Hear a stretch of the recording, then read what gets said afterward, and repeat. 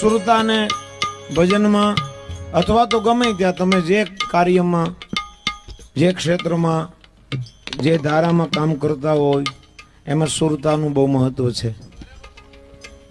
ખાલી દાખલા તરીકે એક નોર્મલ દાખલો, ખાલી રસોઈ કરતા હોય ને તમારી સુરતા, તો ખાંડને બદલે નિમક પડી જાય અને હા હોય એમ રહી જાય.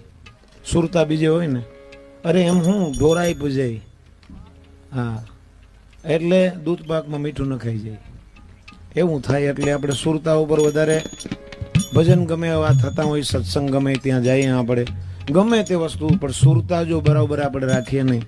અને સુરતા એટલી બધી, મન સુરતા એ બાહ્યમુખી જેટલું છે ને વિષયમાં, જગતની અંદર જ્યાં સુધી ભટક્યા કરે છે એને આપણે વાડામાં પૂરવા માટે જ આ બધો પ્રયત્ન છે.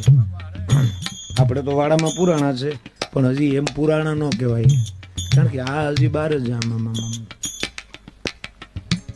એટલે ઈ સુરતા ગુરુ મહારાજના શબ્દમાં અહીંયા સવારામ બાપાએ કીધું, શબ્દ લઈ અને એમાં તમે ગુરુનો શબ્દ લઈ એમાં તમારી સુરતાને સેવો.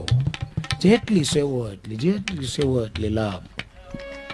જેટલી એમાં સુરતા તાદાત્મ સાંધે, જેટલી એમાં તરબોળ બને, જેટલી એમાં ડૂબે એટલા બસ આનંદ આનંદ આનંદ આનંદ. શબ્દ લઈને સુરતાને સેવો. અને કોઈ વસ્તુમાં આપણને નિરસ લાગે છે, કોઈ વસ્તુ આનંદ નથી આવતો, એનું કારણ પણ એ છે કે જ્યાં આપણે રાખવી જોઈએ સુરતાના નથી લાગતા. એની વસ્તુમાં સુરતા રાખો, સુરતા રાખો એટલે આનંદ આવશે, આનંદ આવશે, આનંદ આવશે, આનંદ આવશે. એ રસને પીધા કરીએ, પીધા કરીએ, પીધા કરીએ. જમતા હો તો એમાં સુરતા ન્યા રાખો તો ખાધા એવી મસ્તી આવશે કે આ તો બહુ આનંદ આવ્યો. આ દી ની છે રસોઈ. ઘરવાળા કે અમે કાયમ તૂટી જાય એ જ છે.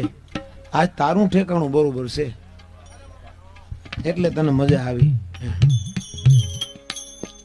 એની વસ્તુ બહારગામ જાવ, એની વસ્તુ કોઈ પ્રસંગમાં જાવ, સુરતા ન્યા હોય ના બધું બરોબર છે.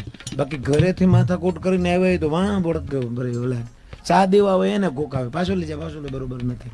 એ તારું આ ઘરેથી બરોબર નથી. હા એ નહીં. સવજ લઈને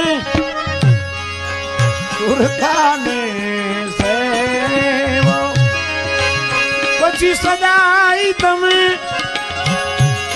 સોહમ પુરુષને સેવો.